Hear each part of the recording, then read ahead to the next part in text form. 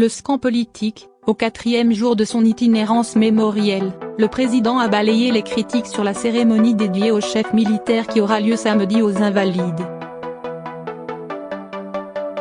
Selon lui, Pétain a été pendant la Première Guerre mondiale un grand soldat, même s'il a conduit des choix funestes par la suite. De notre envoyé spécial à Charleville-Mézières, Ardennes. J'ai toujours regardé l'histoire de notre pays en face. En déplacement à Charleville-Mézières, Ardennes, pour le 4e jour de son itinérance mémorielle, Emmanuel Macron s'est expliqué sur l'hommage qui sera rendu au chef militaire, dont le maréchal Pétain, samedi aux Invalides. Il est tout à fait légitime que nous rendions hommage aux maréchaux, qui ont, eux, aussi conduit l'armée à la victoire. Et cet hommage sera rendu, comme il l'est d'ailleurs chaque année par l'armée française, a d'abord souligné le président. Alors qu'il sera à Compiègne, Oise, samedi, le jour de la cérémonie, Emmanuel Macron a confirmé qu'il serait représenté aux Invalides par son chef d'état-major particulier. Je ne fais aucun raccourci mais je n'occulte aucune page de l'histoire.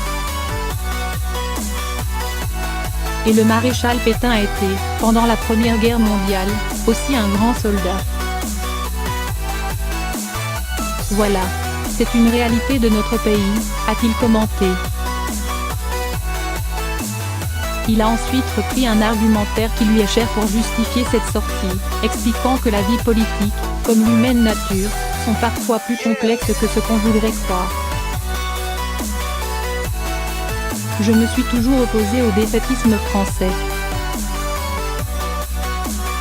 Gaulliste convaincu et revendiqué, Emmanuel Macron a affirmé qu'on peut avoir été un grand soldat à la Première Guerre mondiale, et avoir conduit à des choix funestes durant la Deuxième. Mon rôle n'est pas de comprendre que ça chauffe ou de commenter les gens, mon rôle est d'essayer d'expliquer et de porter des convictions, s'est-il défendu. Je reconnais la part que les maréchaux ont joué et que notre armée a joué dans la victoire française, a-t-il ajouté, alors que plusieurs voix se sont élevées pour critiquer la faible dimension militaire des commémorations du centenaire de l'armistice. Nous sommes en train de célébrer le centenaire de la victoire et de la paix, la victoire d'une nation combattante. C'est pour ça que j'ai voulu que les poilus et ceux de 14 rentrent au Panthéon. Mais c'est aussi la victoire d'une armée française et de ses maréchaux. Et donc il est normal de les célébrer, et de permettre à l'armée française de le faire, a-t-il martelé. Avant de conclure, je me suis toujours opposé au défaitisme français lorsqu'il a pu exister, ou à la complaisance avec toute idéologie. Vous ne pouvez pas me reprocher à moi d'avoir été ambigu sur ce point, j'ai toujours été absolu dans ce combat. François Hollande s'indigne. L'hommage d'Emmanuel Macron à l'action militaire de Pétain pendant la Première Guerre a suscité plusieurs réactions indignées. À commencer par celle de l'ancien président de la République François Hollande. L'histoire n'isole pas une étape, même glorieuse, d'un parcours militaire. Elle juge l'immense et indigne responsabilité d'un maréchal qui a délibérément couvert de son nom et de son prestige la trahison, la collaboration et la déportation de milliers de Juifs de France, a-t-il déclaré sur Twitter. Plus tôt dans la journée, le président du FIF Francis Khalifa s'était également indigné de la prise de position d'Emmanuel Macron. La seule chose que je veux retenir de Pétain, c'est qu'en 1945 il a été frappé d'indignité nationale, ce qui le rend inéligible à un quelconque hommage, a-t-il réagi, également sur Twitter. À gauche, Jean-Luc Mélenchon et Benoît Hamon ont immédiatement dénoncé les propos d'Emmanuel Macron. La volonté d'Emmanuel Macron de célébrer Pétain aux Invalides est une insulte à la mémoire de nos héros français, citoyens, résistants et militaires, aux familles juives déportées de la Seconde Guerre mondiale, a pour sa part réagi le député PS Luc Carvuna.